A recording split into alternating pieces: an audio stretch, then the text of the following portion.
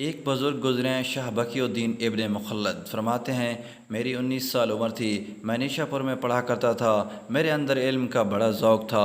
ایک استاد کے پاس جب میں پڑھنے گیا تو میرے استاد مجھے فرمانے لگے، بیٹے تیرا ظرف بڑا ہے اور میرا علم چھوٹا ہے، تو کسی بڑے عالم کے پاس جاؤ۔ میں نے استاد سے کہا کہاں جاؤں؟ کہنے لگے اگر ہو سکے تو بغداد شریف چلا جا، امام احمد بن حنبل رحمہ اللہ کی بارگاہ میں چلے جاؤ، وہ حدیث کے حافظ ہیں۔ کہتے ہیں میں نیشا پور سے نکلا تو بحری راستے کے ذریعے جانے لگا، جب جہاز میں بیٹھا تو راستے میں طوفان آ گیا۔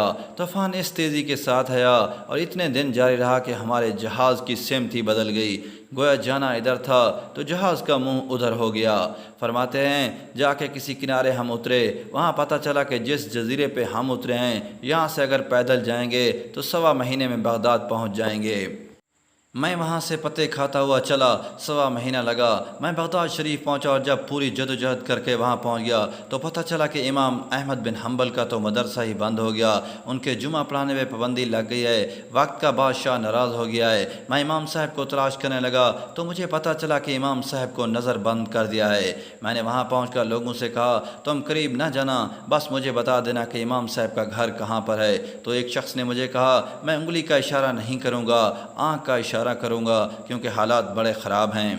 کہتے ہیں اس نے آنکھ کے اشارے سے بتایا وہ سامنے گھر امام صاحب کا ہے۔ میں واپس آ گیا، ساری رات سوچتا رہا کہ امام صاحب کے گھر کیسے جانا ہے۔ پھر مجھے ایک تجویز سمجھ میں آئی۔ صبح جب میں اٹھا تو میں نے سر سے پگڑی اتاری، اپنے بالوں میں ہاتھ ڈال کے بال بکھیر دیے، پھر میں نے اپنی قمیض کو تھوڑا سا ایک جگہ سے پھاڑا، تھوڑا سا دوسری جگہ سے، ٹخنوں کے قریب پھاڑا اور تھوڑی سی تہبند کو بھی پھاڑا۔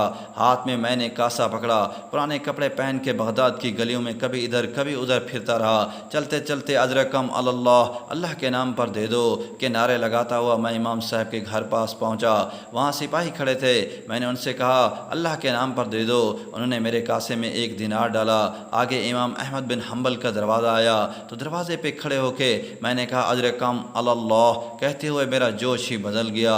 امام صاحب نے دروازہ کھولا، خوبصورت امامہ اور خوبصورت چہرہ، ان کا چہرہ دیکھا تو میرے آنسو نکل گئے۔ امام صاحب نے جب 1 دینار میرے پیالے میں ڈالا تو میں رو پڑا۔ میں نے کہا بغداد کے بادشاہ، میرے محبوب کے علم کے وارث، میں بھیک مانگنے نہیں آیا، میں تو رسول صلی اللہ علیہ وسلم کی حدیث سننے آیا ہوں، آپ نے مجھے خیرات نہیں دینی، بس مجھے ایک حدیث پڑھا دیا کریں۔ امام صاحب نے میرا چہرہ دیکھا تو خوشی سے کھیل اٹھے، فرمانے لگے تو کیسے آئے گا؟ میں نے کہا حضور میں بھکاری بن کر خیرات مانگنے آؤں گا۔ شاہ بقی الدین کہتے ہیں میں پورا سال بھکاری بن کے جاتا تھا۔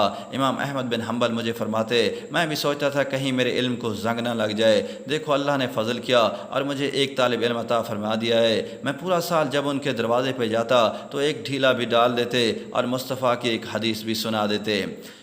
ہمارے پڑھنے کا اندازہ یہ تھا کہ استاد پہلے امامہ باندھتے، جبہ پہنتے اور اس قید و نظر بند کے عالم میں جب وہ نبی پاک صلی اللہ علیہ وسلم کی حدیث سناتے تو ان کی آنکھوں آنسو سے بھر جاتیں، وہ روتے ہوئے تڑپتے ہوئے حدیث سناتے اور میں بھی اسی درد سے وہ بات وصول کرتا۔ سال گزر گیا، حکمران مر گیا، نیا بادشاہ آیا، اس نے خود امام احمد بن حنبل کو بڑا مدرسہ بنا کے دیا، اس نے بڑا جامع مسجد میں امام صاحب کے خطبہ جمعہ کا بندوبست کیا۔ ہزاروں طالب علم کئی ملکوں سے امام صاحب کے دروازے پر آ کے بیٹھنے لگے۔ جب میں بھی پہنچا تو امام صاحب فرمانے لگے تو ذرا آگے آ جا۔ میں آگے آیا تو فرمانے لگے تمہیں بھی دیتا ہوں، تمہیں بھی پڑھاؤں گا، مرتے دم تک پڑھاؤں گا، پر جو میرے اندر فیض کی خیرات تھی نا وہ ساری اس نے حاصل کر لی۔ دوستو اس طرح کی مزید ویڈیوز کے لیے چینل کو سبسکرائب کریں تاکہ آنے والی تمام ویڈیوز آپ تک جلد سے جلد پہنچتی رہیں۔ شکریہ۔